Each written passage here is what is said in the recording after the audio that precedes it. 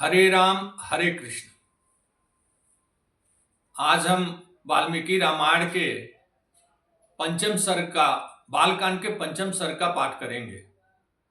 पूर्व में चतुर्थ सर्ग में वर्णन है कि लव कुश श्री राम जी के दरबार में अयोध्या में जाते हैं और रामायण महाकाव्य को सुनाते हैं। उसी के क्रम में पंचम सर्ग में है कि वो महाकाव्य में जो सुनाते हैं वो इस प्रकार है कि महाराज मनु द्वारा पूरी पृथ्वी पे जिस प्रकार से राज किया जाता रहा उन्हीं की वंशावली का वो गुणगान कर रहे हैं। और इसमें वर्णन है कि अयोध्या भी मनु महाराज द्वारा ही बसाया गया है।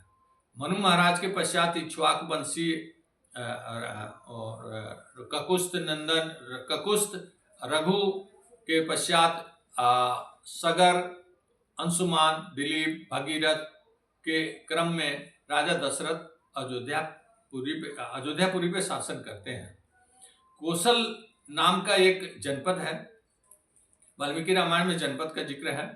कौशल नाम का एक राज्य है, उस राज्य में अयोध्यापुरी नाम का नगर है जो बहुत ही सुंदर करीने तरीके से बसाया गया है।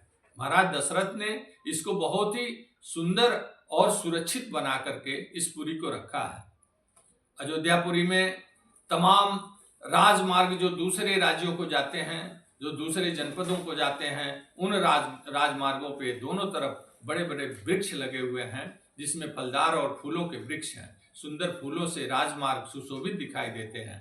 प्रतिदिन उन वृक्षों में जल से छिड़काव किया जाता है। नगर में बहुत ही सुंदर उद्यान पाए जाते हैं, जगह जगह बाग बगीचे हैं, खास करके आम के बगीचे, जगह जगह बहुत बड़े बड़े आम के बगीचे अयोध्यापुरी में पाए जाते हैं। नगर का वर्णन और आगे इस प्रकार है कि बहुत ही सुंदर पृथक पृथक बाजार है। अयोध्यापुरी में पृथक पृथक बाजार हैं जहाँ पे दूसरे जनपदों और दूसरे राज्यों से वैश्यों और व्यापारियों का आना जाना और चहल पहल लगा हुआ है। तमाम जो कर देने वाले सामंत और नरेश हैं उनका अयोध्यापुरी में आना जाना लगा हुआ है। जगह जगह सुंदर संगीत और वाद्य और नाटकाओं की मंडली है। स्त्रियों के नाटक मंडली अलग है जिसमें स्त्रियों के द्वारा ही उसमें अभिनय और नृत्य किया जाता है। ऐसे सुंदर नगर राज्य में चारों तरफ बड़े बड़े महल पाए जाते हैं। बहुत सुंदर सुंदर महल हैं। उन महलों में सोने और चांदी के साथ साथ रत्नों और नीलम माणिक से उनके दरवाजे और महल की दीवार सुशोभित है। जगह जगह सोने के महल के जो गुंबदें हैं वो सोने से आच्छादित हैं। बहुत ही सुंदर महल अयोध्यापुरी में पाए जाते हैं।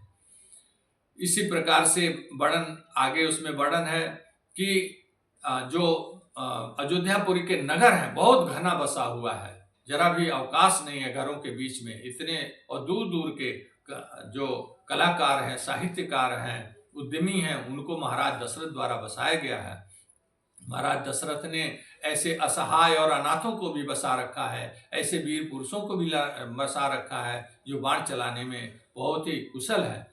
ऐसे कुशल योद्धाओं को भी उन्होंने स्थान अपने नगर में दिया हुआ, अपने पुरी में दिया हुआ है। अनाथ और असहायों के लिए अलग से उन्होंने महाराज दशरथ ने व्यवस्था किया है। इस प्रकार से बहुत ही सुंदर पुरी में, अयोध्यापुरी में बहुत ही खुशहाल, सारा धन धान्य से संपन्न है। जड़हन धान के चावल की उस समय वर्णन है कि जड़हन धान के चावल भरपूर मात्रा में उपलब्ध है। पूरा राज्य चारों तरफ से साखू के वन से, आम के बाग बगीचों के साथ साथ चारों तरफ से साखू के वन से आच्छादित है और चारों तरफ पुरी के चारों तरफ गहरी खाइयां खुदी हुई हैं ताकि किसी शत्रु से कभी भी इस पे आक्रमण ना हो सके।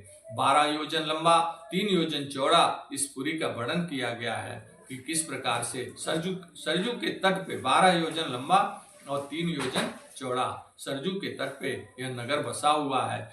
और वर्णन है वाल्मीकि रामायण में कि पृथ्वी का सबसे सर्वोत्तम नगर अयोध्यापुरी है, जहाँ पे अयोध्यापुरी में लोग बहुत ही खुशहाल और कुशल शासक महाराज दशरथ के अधीन हर व्यक्ति हर्षित और उल्लास और आनंदमय तरीके से रह रहा है।